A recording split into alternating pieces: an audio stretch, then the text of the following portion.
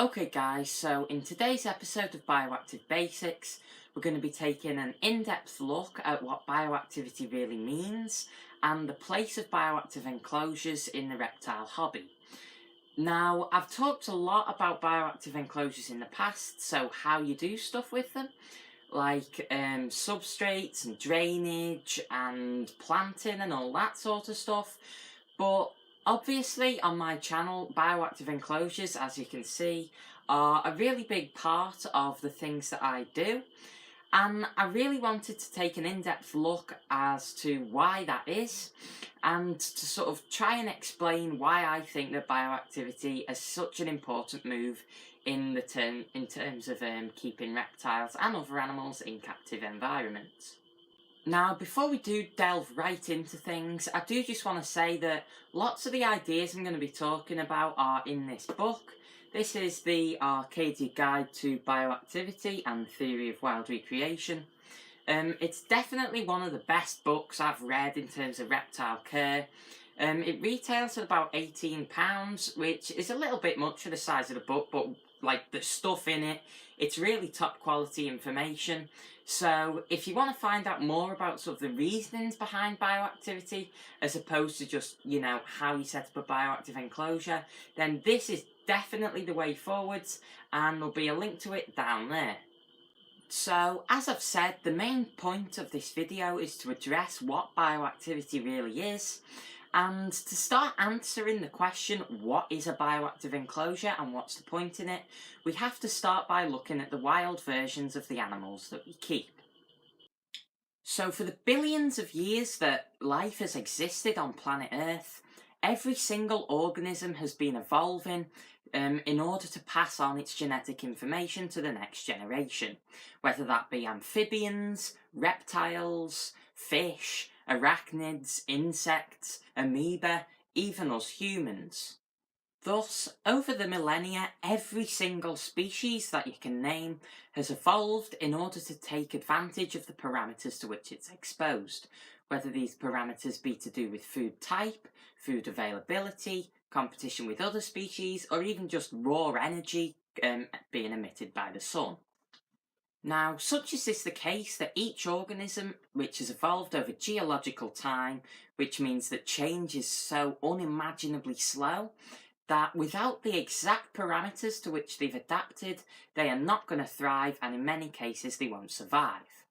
Now, in some cases, to us humans, this can seem not to make much sense. So, for example, cacti and other xerophytic plants are adapted to gain water from environments that are pretty much desiccated. So you would think in giving a cactus, for example, lots of water, you would be giving it what it wanted. But the plant naturally would not receive this. It's adapted to the parameters in its natural environment, which means low water. So if you then give a cactus lots of water, it'll quickly perish. Now, this sort of understanding can be maintained with every single species. You name it, you can think of it in a sort of balanced way. So, for example, a bearded dragon has relatively thick scales in order to protect itself from the sun that's just beating down in central Australia. But if you then stop it having access to sunlight, or in the case over here, to UVB radiation from an artificial source, and also from a heat lamp, then it is also going to die relatively rapidly. And then on the complete opposite side of the scale, a leopard gecko, which spends most of its time sort of under rocks and coming out in the dusk, is adapted to have thin skin so that it can reap the benefits of sunlight, even though it gets such limited exposure to it. But there again, if you were to provide a leopard gecko in captivity with really intense ultraviolet radiation, then it will quickly suffer dermal burns. In other words, all of nature is in an equilibrium, and as a person, we cannot in any way, shape or form hope to sort of tip the balance in a way that favours us. So, for example, giving bearded dragons a lower temperature because it might be cheaper, because they are not adapted to that. They are only going to thrive to their absolute full potential if you provide them with what they would have access to in the wild. So for many years now, we've had the ability to provide for the most basic equilibria.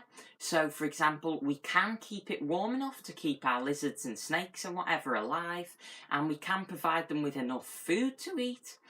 But it's only now that we as a community are starting to understand the vast array of various different equilibria that are going on inside our animals. So, for example, ultraviolet, use of UVB and UVA is becoming far more popular now, but it's still a very, very sort of modern change in the mindset, and there are so many other things yet to be discovered and explained. So where does this lead into bioactive enclosures? Well, as stated, an organism's environment is really just a complex mass of energy, whether that be energy in its raw form from sunlight or passed up through a complex food web. Now, to believe that we understand the transmission of energy in every single form through a food chain, or as I've stated, say, basking from the raw form of energy in sunlight, is just something so arrogant that only our own species could claim. Taking all of what I've said into consideration, is it not the case that, ignoring predation and disease and other similar things like natural disasters, that any organism will have the best quality of life possible if we provide it with the parameters that nature itself would provide to these organisms in the wild? In trying to recreate an environment, we're not just trying to recreate a very small section in that there's sort of a food web in the substrate where detritivores are cleaning up waste, and then also it's being cycled through to the plants, and that looks nice to us as human viewers. What we really ought to be trying to do with these naturalistic enclosures is to recreate a slice of the environment and all of the equilibria found within it. So not only just in the substrate, but also with raw energy provision in terms of electronics nowadays, and also direct food and mineral provision. So most people will recognise bioactive enclosures like these as just being like an ordinary reptile enclosure, but with a sort of living soil type of element to it. And in my opinion, to think of them like that is to really, really underestimate what we're trying to achieve with them. So, am I trying to say that a box like this, filled with live plants, a bit of natural decoration and a couple of lights, is ever going to be able to live up to what an animal would have in the wild? Certainly not, because that is not the case whatsoever. But versus what we can have, like for example rack systems or like newspaper laden boxes, it's certainly a step forwards. Now, for a forward thinking reptile keeper, which is something that is talked about a lot in this book, we've constantly got to be thinking about improvements. You can't just set up a reptile's enclosure and be happy with it and say, call it a day. You've got to always be looking at the new science, the new technology, and trying to keep up with it, because it is only in this way that we, as keepers, can ever be confident that what we're doing is the best for our animals. Perhaps the thing that really annoys me the most, that I see very, very frequently online and offline, is people being incredibly complacent with the way that they keep their animals. So, not naming any names here, but you can probably guess the sort of people that I'm talking about. Lots of big breeders keeping their animals in rack systems and saying that it's the best thing for their animals because, you know, for example, just one argument, keeping ball pythons in racks, say. In the wild, they like to live down burrows, so keeping them in a small box is therefore the best thing for them. But that view is just so complacent, because you're looking at one tiny section of that animal's life and then extrapolating it to its entire existence and saying that it's the best thing for it, and then to ignore new information to not build upon what you already know is just not how we're going to move forward in this hobby. And given that it's so new, that is what we all must be striving to achieve. So guys, in today's video, I really do hope that I've made an impact on you, because bioactive systems are something that I really do believe in, and I do believe that they have an incredibly important place going forwards in the captive environments of all species, whether that be reptiles or mammals or anything else that you can name.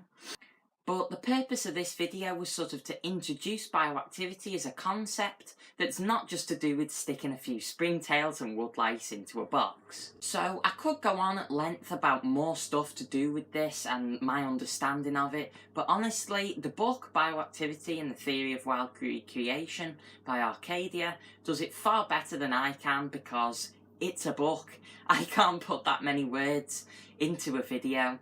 So if you want to find out more, then again, the link to buy that book in the UK, and I'll try and find some for overseas if you're interested, will be down in the description. If you did like this video, then please do consider hitting that subscribe button, and do put on notifications if you want to hear when I upload my next video. I'm uploading once a week on a Saturday at the minute, so if you want to see more videos like this, then do hit subscribe, like this video, and leave us a comment. So for now, that is it, and I will see you in the next one. Bye guys.